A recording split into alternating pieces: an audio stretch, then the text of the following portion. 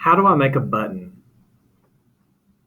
Your homepage may need to have buttons that link to assignments, quizzes, or modules. If you decide to put buttons on the bottom of your page, the easiest way to do that is to go back to Canva and search for Canvas buttons. Once you've searched for Canvas buttons, if you've already picked one of the Canvas banners, you may find a grouping of buttons that match your banner. I picked a beach scene in an earlier video to create a banner, and now I'm going to click on this button to make my unit buttons for the matching theme. I could create a blank one and start from scratch if I wanted to, but I'm going to click this one and let it open up. And what you'll see is a big square, and if it has multiple buttons inside of the file, then you need to pick the one that you want to use. And let's say this Meet the Teacher one is kind of nice. You do need to maybe have that on your page. You could have this one, maybe not say classwork. You could say, we'll click in there and just retype and type unit 1. And then I may have to stretch it out. I'm going to make it, well, I can't make it bold. I can change the font. That's not, I don't like that. Let's go back to this. And we'll just stretch it back out and we'll leave it set to unit 1. That'll match the banner that's already there. And I'm going to click here and type unit 2. Okay. I can continue going on. I can click on the little duplicate icon here, and instead of unit 2, we'll do unit 4. That one, and then I'm going to duplicate this one and change this one to unit 3. Okay. Now, what you'll need to do is you'll need to download each of these onto your computer so that you can upload them back into Canvas. There is a way that you can integrate Canva with Canvas, but you have to have them in single files. It doesn't like to import multiple files. So what I'm going to do is download each one of these. I'm going to click my download button. It's set to PNG. The size is okay. It's going to fix it. I can shrink it down if I want to by clicking on the little sliding scale.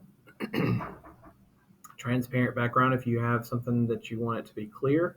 Compress the file, and now you have a new thing here that says select pages. What this is going to do is it's going to download them all into a zip file. If you know how to unzip a file, then you can do that. I'm going to just click the top one here that says deselect. I'm going to click the actual one that says page 1 and click done, and then click download. And it puts the pop-up window at the bottom. And this is on my desktop, so we'll leave it there.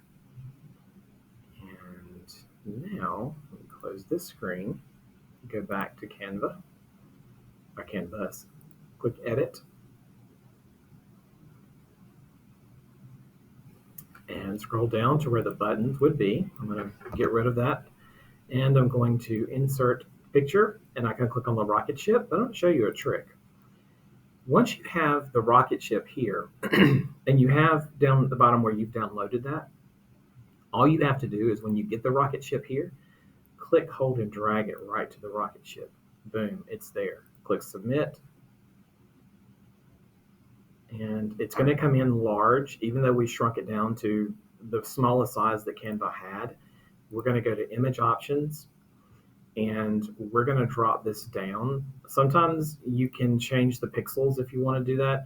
I'm going to change the percentage, and I'm going to say, let's try 50% and see what happens with that. Click done. Didn't really change it. So I'm going to go back again, see, well, let's change it. And sometimes that happens. I wanted to show you that. is sometimes you think you're changing stuff and it just blows it away and you suddenly have nothing. So you can do Control Z on your computer, get it back, go to image options again, and now click here and backspace and do 25%. And then scroll down and click done. That made it smaller. So I don't have the little handlebars to make it, to grab it and shrink it down and make it smaller. I could go even smaller than that if I wanted to, and I could change the 25 to maybe a 15%. Off of that, click done, and now that's smaller, okay? So now that I have a button here, I'm gonna click and I can go in and set a link to this. So I can go to an external link or I can go to a course link. So if you click on course links, it opens up everything that's inside of your course. Do you have pages? You can pick a page. So if I wanted it to go to this home page, now that's a link. If I wanted it to go to an assignment or to a module, if I had modules set up for my course, I can actually go ahead and set those up. The point is you can't create the buttons to link to something until you have the content built in your course.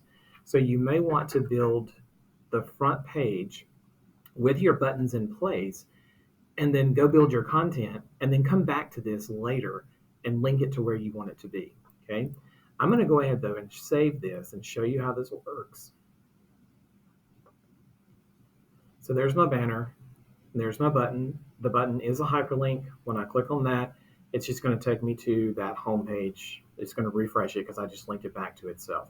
But that's the way you build your buttons. So you can build your buttons, download them each individually, bring them here, drag them in on top of the rocket ship, and then organize them on your page to look however you want them to look. A button is simply an image that links to something else in the course itself. Close this off and stop the recording.